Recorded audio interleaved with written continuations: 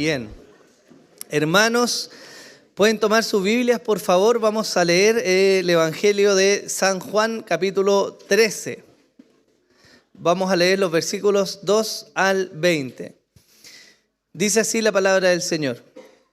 Y durante la cena, como ya el diablo había puesto en el corazón de Judas Iscariote, hijo de Simón, el que lo entregara, Jesús, sabiendo que el Padre había puesto todas las cosas en sus manos y que de Dios había salido y a Dios volvía, se levantó de la cena y se quitó su manto y tomando una toalla se la ciñó.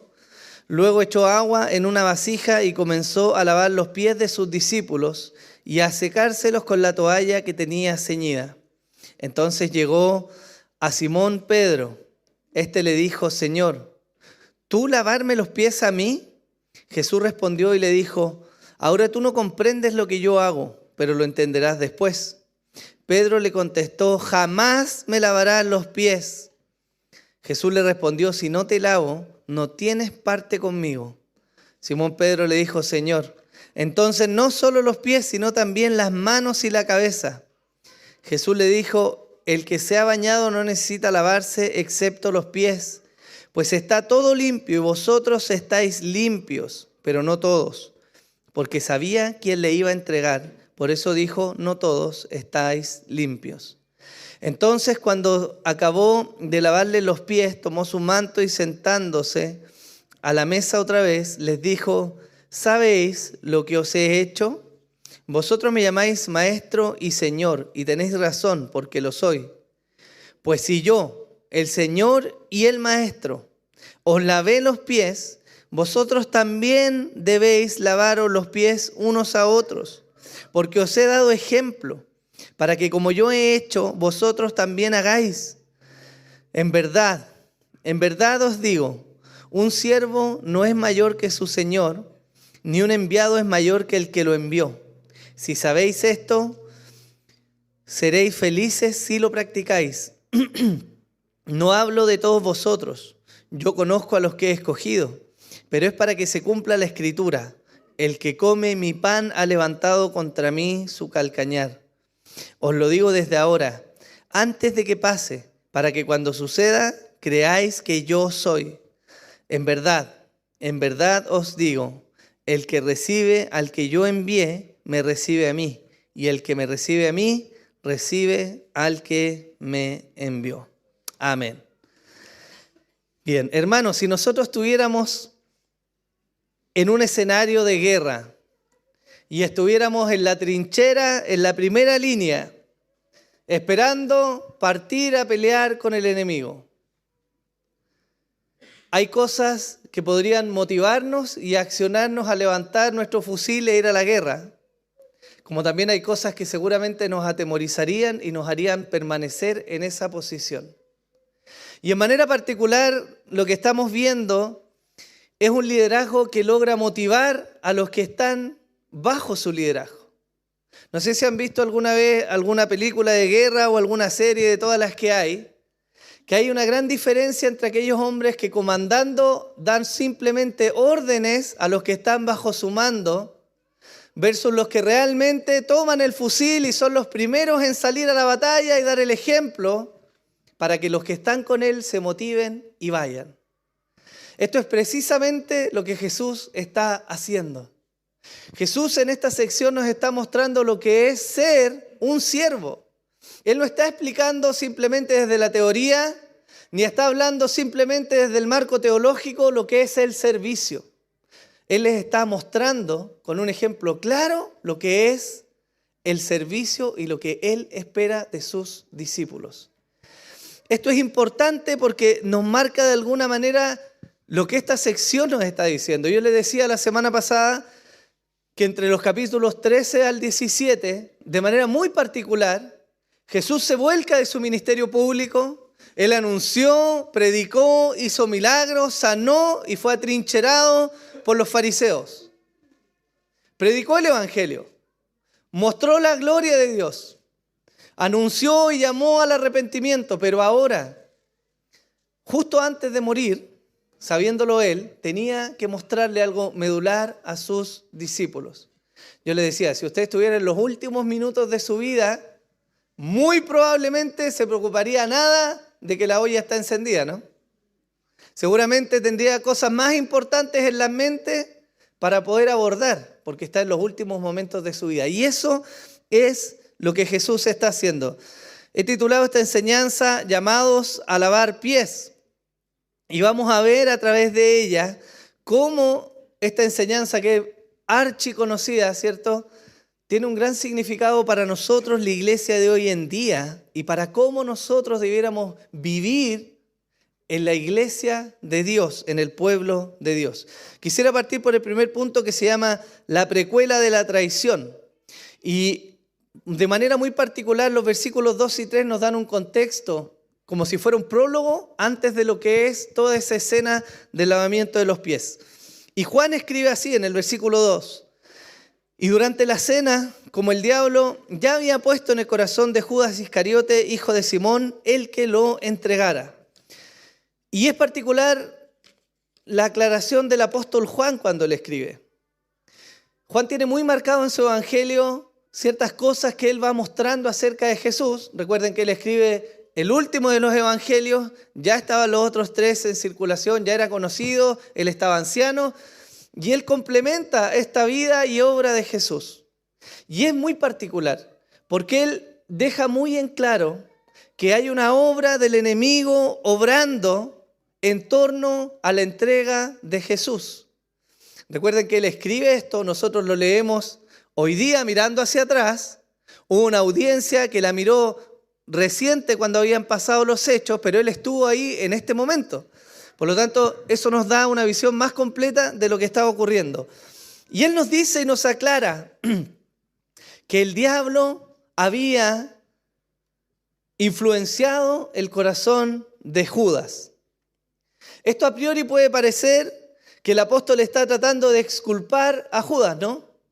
Y quizás con una lectura rápida nosotros podríamos decir que en realidad, pobre Judas, él no tenía la culpa, sino que fue tentado por el diablo, ¿cierto? ¿Lo ha escuchado usted alguna vez o no? De repente alguien peca y dice, no, si el diablo me tentó.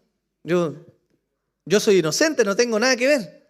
Pero esto no es lo que Juan nos está diciendo. Él no está exculpando a Judas. Él nos está mostrando a nosotros y a su audiencia en ese tiempo la realidad, hermanos, de que hay una lucha espiritual y de que hay un enemigo que verdaderamente está empecinado en destruir a Dios y su obra. Él mismo escribe en Juan capítulo 10, versículo 10, el ladrón, haciendo referencia a Satanás, solo viene para robar, matar y destruir. Y coloca ahí las palabras de Jesús, yo he venido para que tengan vida y para que la tengan en abundancia. A pesar de que Juan sabe que la maldad emana del corazón del hombre por su propia corrupción, también es consciente, hermanos míos, de que en muchas ocasiones es el diablo quien influencia, quien pone pensamientos y quien tienta para lograr, entre comillas, sus objetivos. Hay un autor que habla de la cosmovisión cristiana y cómo se ha desarrollado a lo largo de los tiempos. Doyever es el apellido de él. Y él escribe en un libro que es, yo diría, muy difícil de leer y así un libraco. Él escribe cómo de alguna manera se ve a través de los siglos la influencia satánica en el pensamiento y la ideología de los hombres, pasando desde las culturas más antiguas hasta llegar a nuestro tiempo moderno. Él de alguna manera rutea y se da cuenta que no solo la maldad del hombre ha provocado tragedias, sino que subyace el pensamiento de Satanás en la matanza de los inocentes, en la persecución del pueblo de Dios y en la corrupción moral que hoy día vivimos. Y Juan nos deja ver esto, como les decía, para hacernos conscientes de que verdaderamente hay una lucha espiritual que se vive día a día en medio nuestro. No quiero con esto magnificar la obra de Satanás y que pensemos que estamos perdidos porque es un adversario terrible. Sin embargo, tampoco es prudente minimizar la obra de Satanás. El mismo apóstol Pedro escribe en su carta que el diablo anda como león rugiente buscando a quien devorar, ¿o no? Y si ustedes saben la particularidad del ejemplo que ocupa Pedro, Los leones, por imponentes y grandes que sean, jamás se van a ir a la batalla de los animales que están en medio de la manada o los fuertes. ¿Dónde van a atacar ellos? A los heridos, los débiles, los enfermos y de manera muy particular los que se apartan de la manada. El apóstol Pedro nos deja esa visión, porque nos han hablado del pecado y lo que ocurre en el corazón del hombre, pero también nos advierte acerca de lo fácil que es caer bajo la influencia de Satanás y con pequeños pensamientos comenzar a ser tentados. Y es de manera muy particular el hecho de que Judas, hermanos míos, fue tentado no con algo que no anhelara, ni fue poseído por Satanás. La Biblia no nos dice eso. Fue tentado e influenciado con algo que él amaba. ¿Qué amaba él? El dinero. Y con eso el diablo provocó en su corazón y lo influenció para que él vendiera a su Señor. Y eso es muy importante, porque nos ayuda a ver cómo esto se está orquestando. Vimos en Job, si usted se recuerda, Job capítulo 1, versículo 12, una escena en la que podemos ver que aún Satanás está bajo el dominio y la autoridad de Dios. La Escritura dice, entonces el Señor dijo a Satanás, he aquí todo lo que tiene está en tu poder, pero no extiendas tu mano sobre él. Y Satanás salió de la presencia del Señor. ¿Se acuerdan de eso, cierto? Por mucho que haya influencias demoníacas y por mucho que haya una lucha espiritual, el diablo jamás va a orar fuera de los límites que Dios le ha puesto. Los mismos evangelios nos dan testimonio de cuando Satanás viene a zarandear a Pedro, ¿cierto? Y el Señor le dice, ok, el diablo te ha pedido, yo lo dejé, pero tu fe no va a faltar. Y vemos de entonces que hay una lucha espiritual. Esto viene como preámbulo a la sección del lavado de los pies. Y fíjense lo que dice el versículo que sigue, el versículo 3 del capítulo 13 de Juan. Jesús, sabiendo que el Padre había puesto todas las cosas en sus manos y que de Dios había salido y a Dios volvía, y luego inicia la sección. Y esto es importante porque nos muestra primero que Jesús sabía, hermanos míos, lo que estaba ocurriendo. No sé si a veces se nos ha pasado por la mente pensar que lo que está aconteciendo ahí son hechos fuera del control o del dominio de Jesús.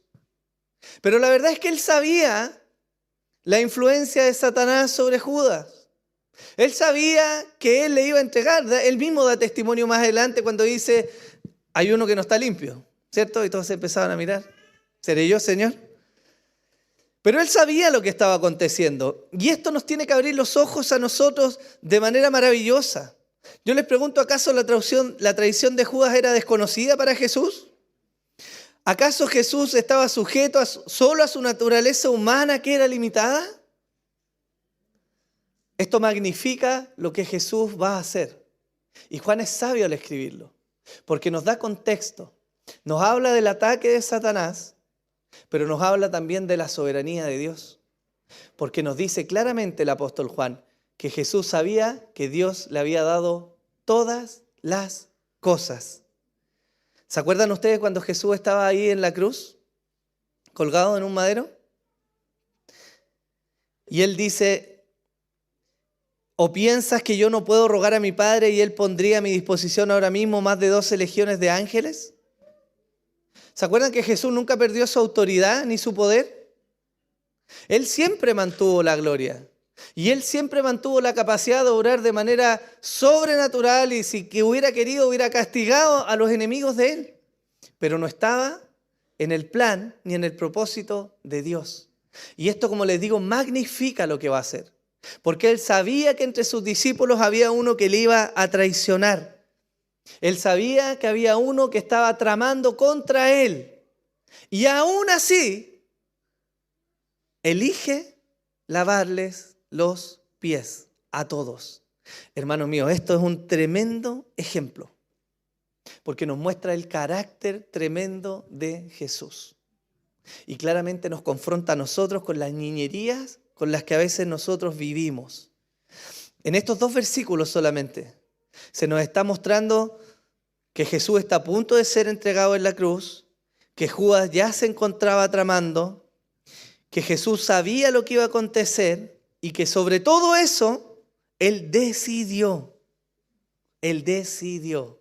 ¿Se acuerdan que la semana pasada vimos la sección, el primer versículo, que decía que Jesús los había amado y que los amó hasta el fin?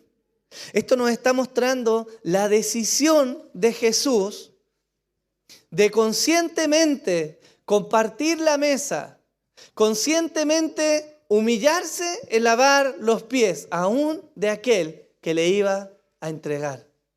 Hermanos, este es un tremendo mensaje medular para la vida de la iglesia, no solo para nosotros, sino para la iglesia que se iba a fundar de este grupo de hermanos temerosos y llenos de debilidades y pecados como lo somos nosotros. ¿Qué nos muestra esto entonces? Nos muestra que Jesús es el siervo por excelencia. Les quiero dar un poco de contexto a lo que sigue, porque luego tenemos todo este relato que nos habla de cómo Jesús lava los pies de sus discípulos. Lucas, en su evangelio, nos da una visión muy particular de lo que estaba sucediendo en esa instancia.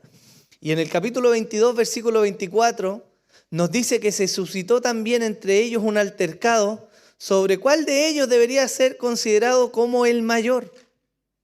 Lucas nos está hablando del mismo evento, de esta cena, mirado desde otra perspectiva. Y él nos entrega este dato que no es menor. Porque fíjense que estando los discípulos con Jesús, compartiendo con él estos momentos íntimos, entre ellos estaban cuchicheando. Oye, ¿y qué nos va a suceder? No, si voy a ser yo. No, mejor nosotros, arreglémonos, que nos pongan ahí en esa posición. Jesús sabía lo que estaba pasando en el corazón de ellos.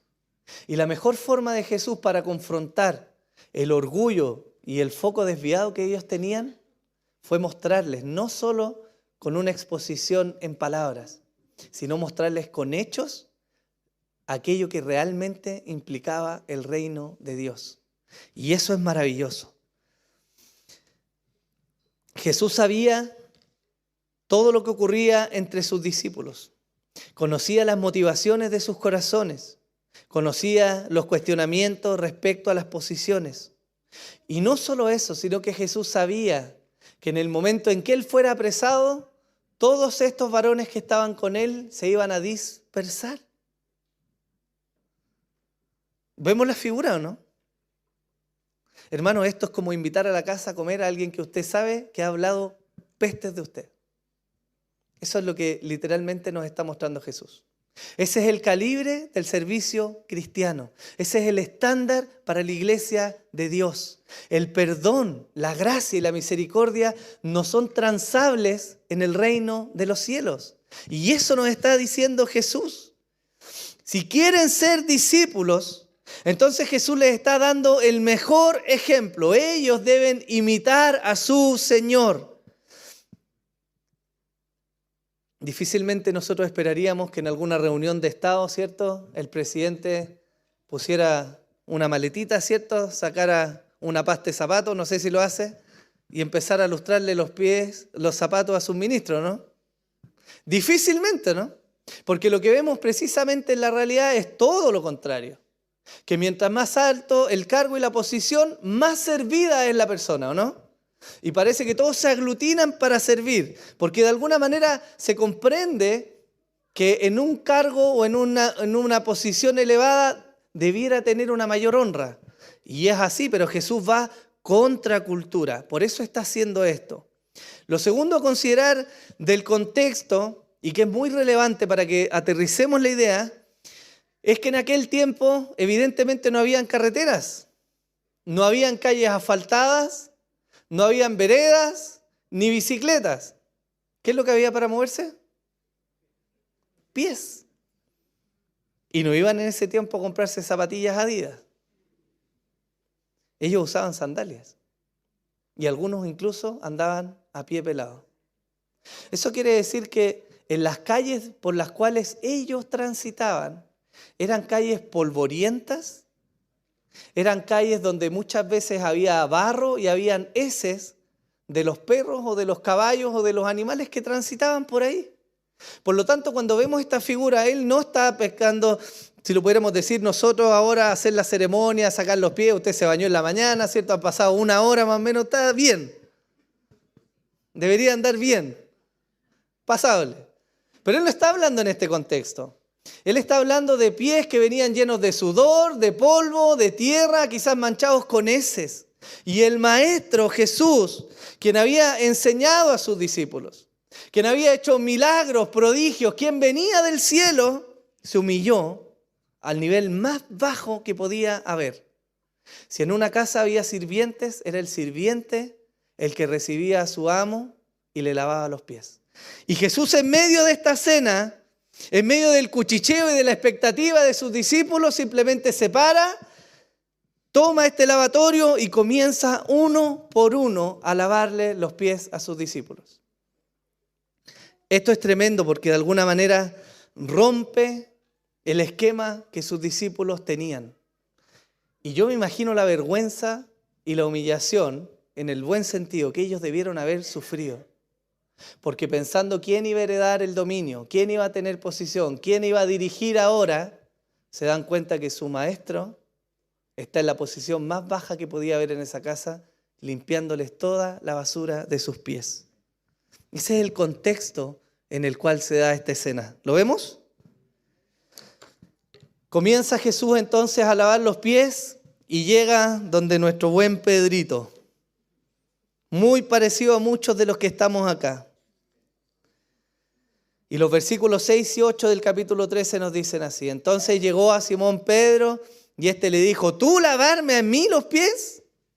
Y en el versículo 8 le dice, jamás me lavarás los pies. Es una declaración. Primero lo cuestiona por lo que él está haciendo y de alguna manera es comprensible, ¿no? Porque yo también me sentiría avergonzado quizás si estuviera en una reunión de Estado y viniera algún ministro o el presidente a lavarme. Oye, pero al contrario, perdón, no se me ocurrió a mí hacerlo, déjame a mí hacerlo. Pero lo está haciendo el maestro. Y Pedro se levanta entonces y lo cuestiona y después le dice, jamás me vas a lavar los pies. Se pone choro como somos muchos de nosotros, ¿no? ¿Qué tengo yo que perdonar? No, que venga este a pedirme perdón. ¿O no somos nosotros así? Nos paramos, ¿cierto? Y nos plantamos en una posición inamovible. Y eso, hermanos míos, habla más de nuestro orgullo que de la situación misma. Pedro dice, de ninguna manera dejaré que el maestro me lave los pies. Esto es muy bajo para él. Pero Jesús le dice sabiamente, si no te lavo, no tienes parte conmigo. Claramente, Jesús le dijo, o te sometes o olvídate de participar en esto. Y tenemos a nuestro buen Pedro de nuevo. Entonces, Señor, no solo los pies, lávame las manos, la cabeza, voy a prepararme, Señor. Como decimos un buen chileno, le dan la mano y se toma el codo, ¿no? Y fíjense que de alguna manera, más allá del carácter de Pedro en esto, hay algo que es digno de destacar y es el anhelo que él tenía. Porque en cuanto ve amenazado, no su posición de estar al lado de Jesús, sino de tener parte con él en el reino de los cielos. En cuanto eso es amenazado, él inmediatamente se humilla y dice, Señor, si hay algo que yo quiero hacer es tener parte contigo en el reino de los cielos. Y eso ya debería hablarnos a nosotros. Ya debería empezar a remecer nuestro entendimiento respecto a qué es lo que queremos de Jesús. ¿Qué nos ha prometido Jesús, hermanos míos? ¿Bienestar, riquezas, poder, autoridad, dominio, puestos, cargos? ¿O nos ha prometido un lugar con Él en el reino de los cielos? Porque si realmente anhelamos y atesoramos ese lugar, más que lo de esta tierra, deberíamos estar dispuestos entonces, como el buen maestro nos muestra, a humillarnos. Porque ese regalo, esa posición en el reino de los cielos es mucho más valiosa que todo lo que podamos alcanzar en esta tierra. No hay títulos, posesiones, mansiones, dinero, ni nada que se compare a tener parte con Jesús. Y a su manera y en su carácter airado y prepotente muchas veces, Pedro lo entendió. Pero aquí viene precisamente el foco medular de la sección. Mateo nos está diciendo en su evangelio, en el capítulo 20, versículo 28, algo que nosotros sabemos y que es clave, pero que nos está hablando de Jesús.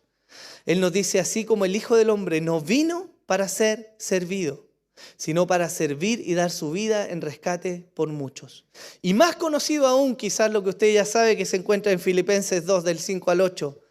Haya pues en vosotros esta actitud que hubo también en Cristo Jesús, el cual existía en forma de Dios, pero no consideró el ser igual a Dios como algo a que aferrarse, sino que se despojó a sí mismo tomando forma de siervo, haciéndose semejante a los hombres, y hallándose en forma de hombre se humilló a sí mismo, haciéndose obediente hasta la muerte y muerte de cruz. Esa es la grandeza de Jesús, hermanos. Él es Señor. Él no está en esta posición como un ser humano cualquiera. Es cierto que tiene una naturaleza humana, sujeta a los padecimientos, pero Él también es Dios.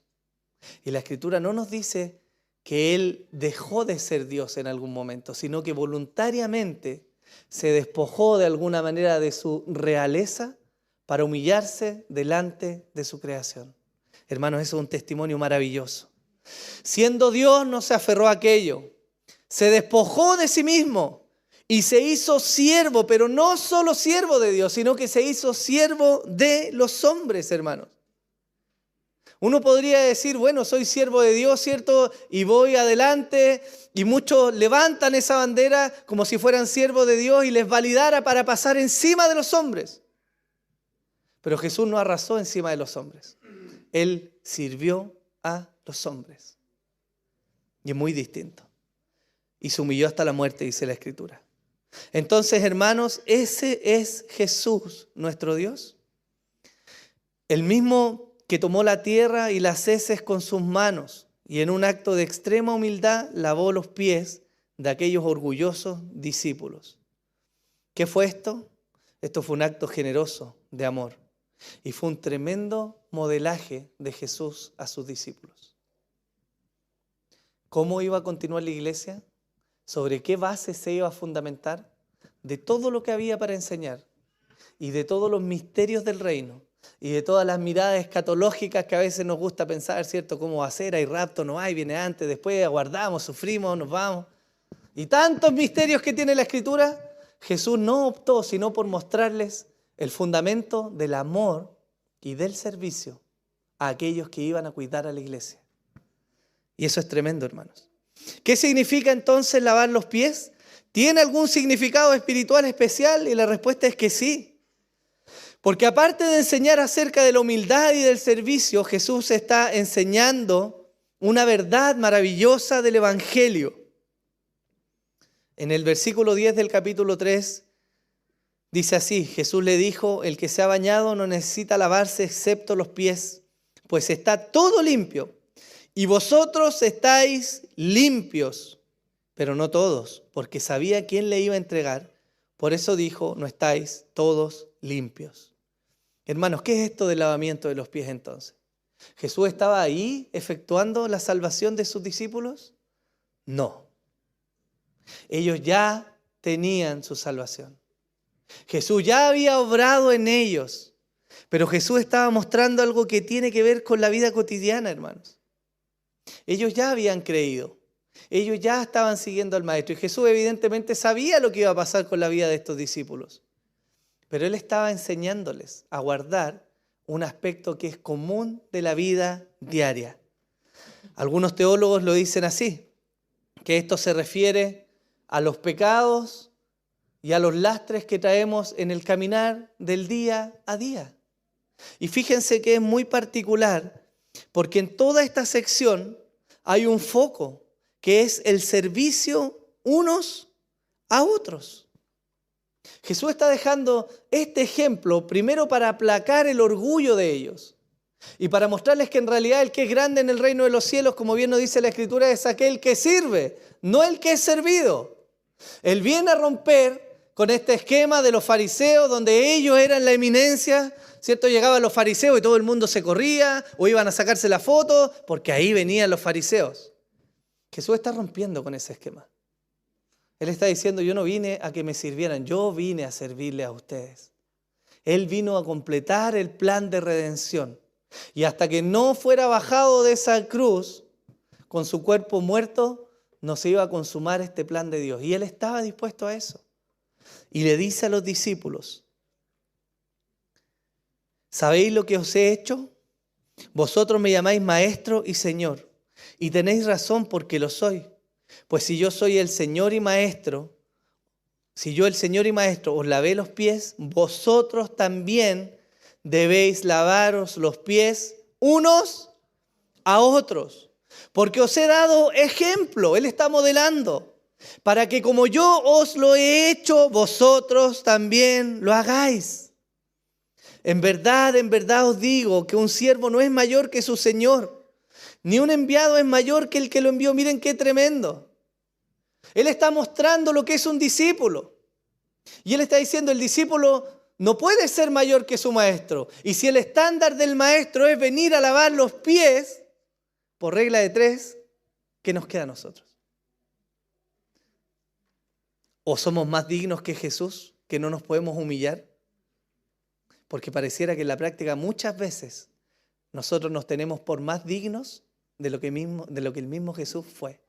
Y por eso no doblegamos nuestra posición y no somos capaces de pedir perdón y no somos capaces de humillarnos. Ese es un mensaje a la cara de Dios, mostrándole que aunque Él se humilló, yo no me voy a humillar. Y eso es terrible, hermanos. Él nos dice, para que como yo hice, ustedes también hagan, porque al final el discípulo no es mayor que su maestro. Y le sigue diciendo, no hablo de todos vosotros, yo conozco a los que he escogido, pero es para que se cumpla la escritura, el que come mi pan ha levantado contra mí su calcañar. Os lo digo desde ahora, antes de que pase, para que cuando suceda, creáis que yo soy. En verdad os digo, el que recibe al que yo envíe, me recibe a mí, y el que me recibe a mí, recibe al que me envió. Jesús ha enseñado entonces a sus discípulos la manera en que deben actuar los unos con los otros. Y como lo decía, algunos teólogos hablan de esto como el cuidado mutuo de la iglesia. Cuando ellos llegaban a la casa, bien les dijo Jesús, ustedes ya están limpios, lo único que les falta es limpiar sus pies por el recorrido que han traído. Y les deja este maravilloso ejemplo respecto a cómo debiera ser la vida de iglesia. La vida de iglesia debiera reflejar esto, más que el acto físico. Debiera reflejar el cuidado de unos con otros.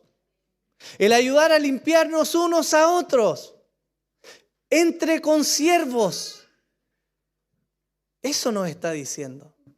Porque es una muestra del amor, ¿o no? Hermanos, cuando sus hijos tienen un día agitado y corrieron, jugaron, saltaron, fueron a la playa, al parque, donde sea que hayan ido. Póngase en contexto verano, es decir, igual los niños con chalitas, ¿cierto? Y llegan al parque y se sacan las sandalias, las chalas y caminan y pasan por el pasto, pisan quizás una caca por ahí, anduvieron por la tierra y llegan a la casa y usted no los acuesta así, ¿o no? Por lo menos le lava los pies, ¿no? Porque ahí va a dormir. Y eso no es un acto simplemente de alguien que sea pulcro en su limpieza, es un acto de amor. Porque sabe que eso va a ensuciar la cama donde duermen sus hijos, ¿o no? Y esta figura nos muestra lo que precisamente es el amor entre los cristianos. Ese es un fundamento de la iglesia. Los cristianos debieran estar dispuestos a humillarse por amor a su hermano.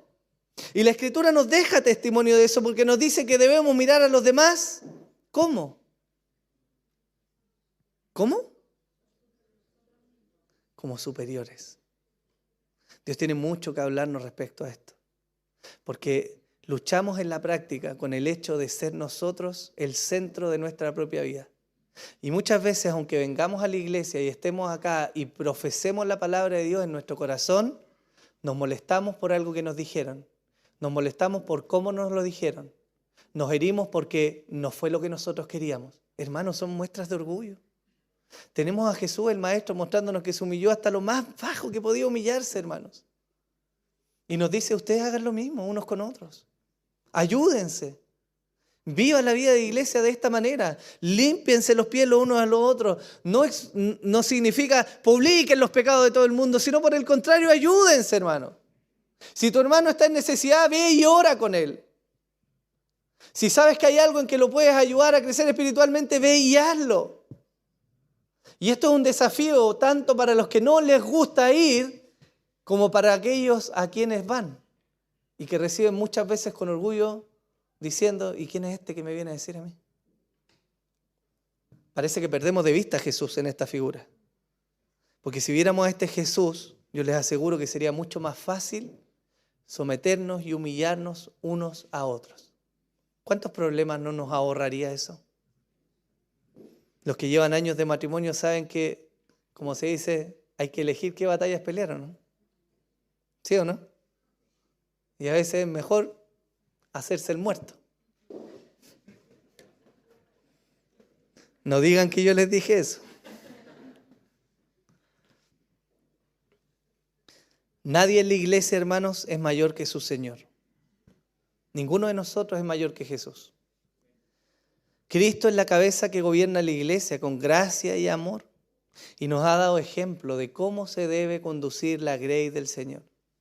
Si usted quiere vivir una iglesia que sea bíblica y que abunde el amor como todos queremos de alguna manera, entonces debiéramos ser los primeros en estar ahí, dispuestos, prestos a ayudar a nuestros hermanos, dispuestos nuestros dones, nuestras capacidades, nuestro talento, nuestro dinero, nuestras casas, nuestros recursos, todo lo que somos.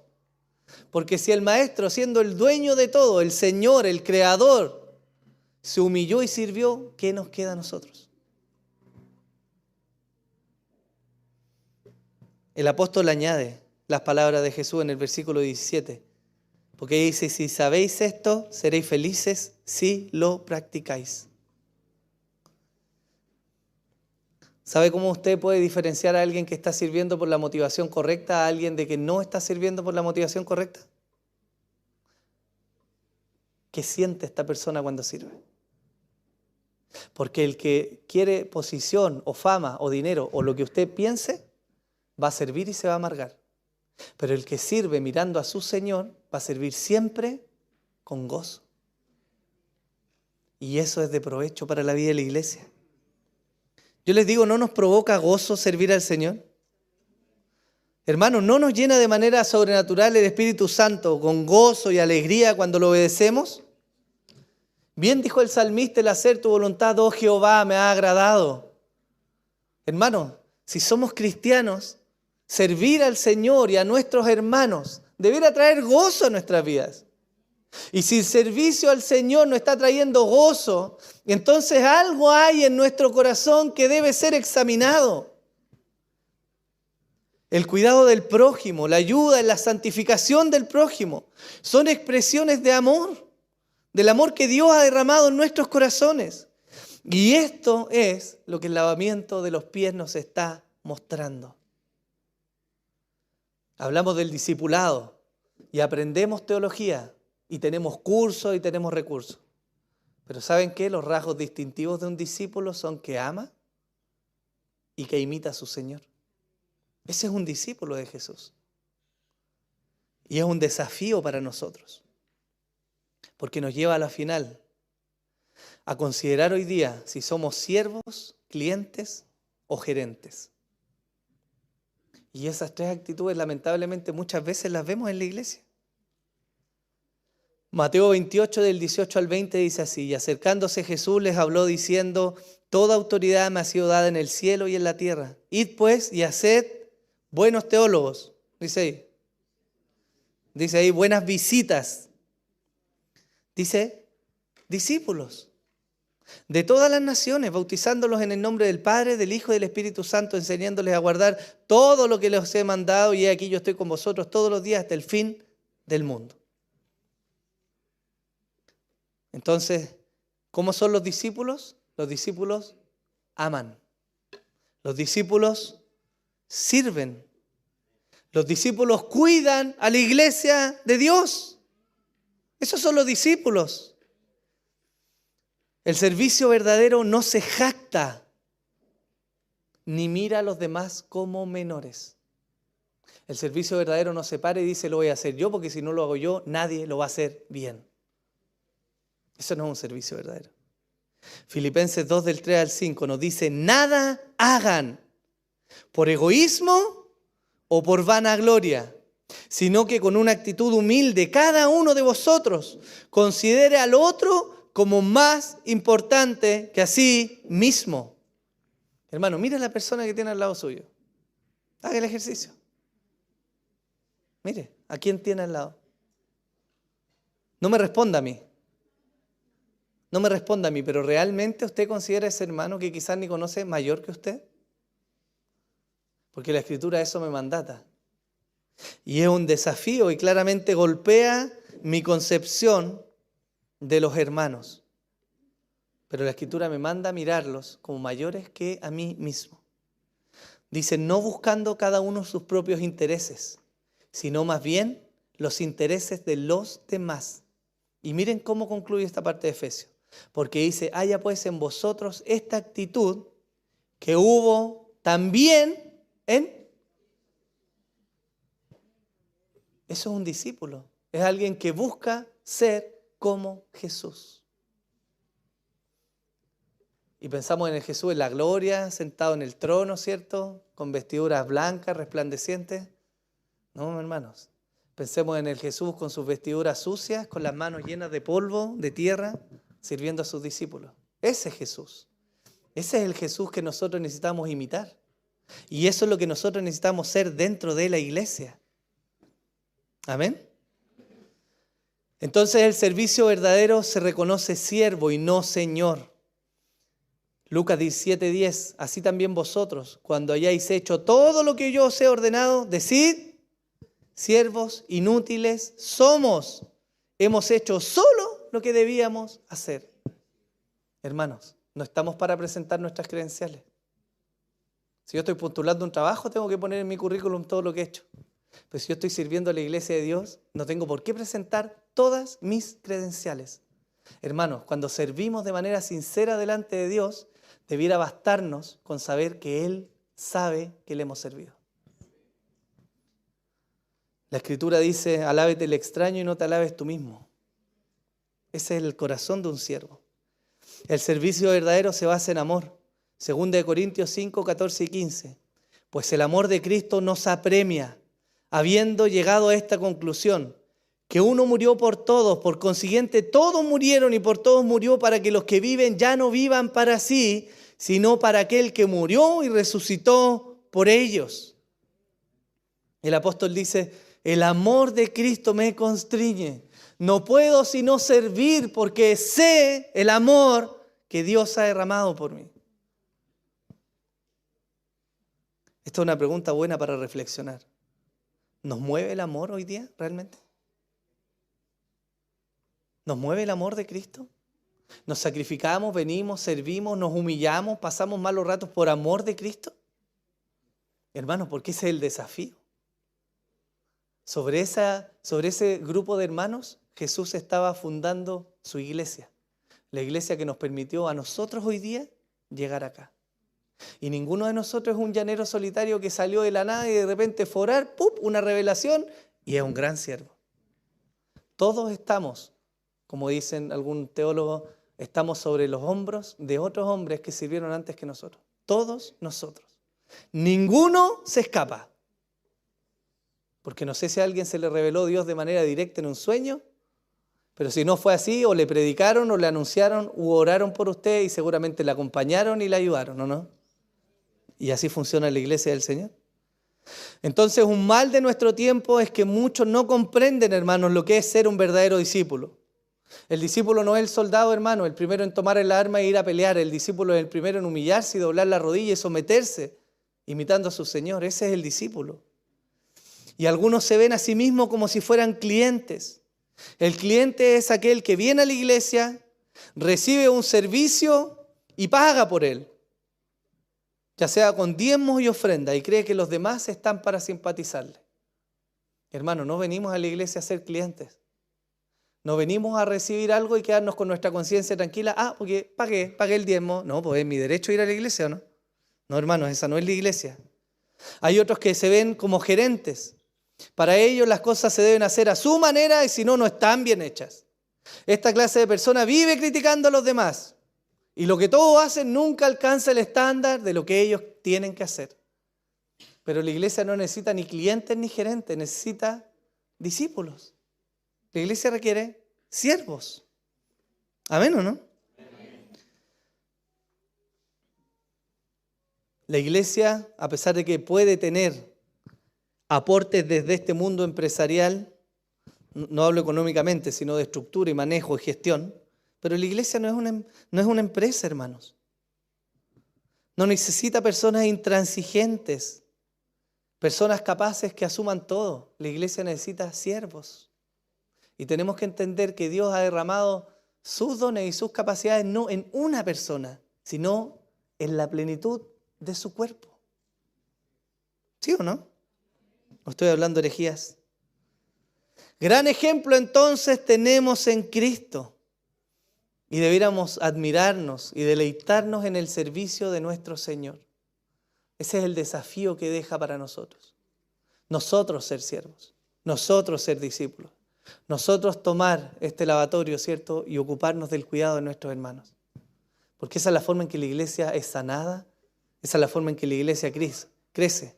Pero sobre todas las cosas, más importante que nuestro crecimiento numérico y espiritual, mucho más importante está el hecho de que en eso es glorificado el Señor. Porque ahí somos dignos imitadores de Jesús, sirviendo como Él sirvió. Amén.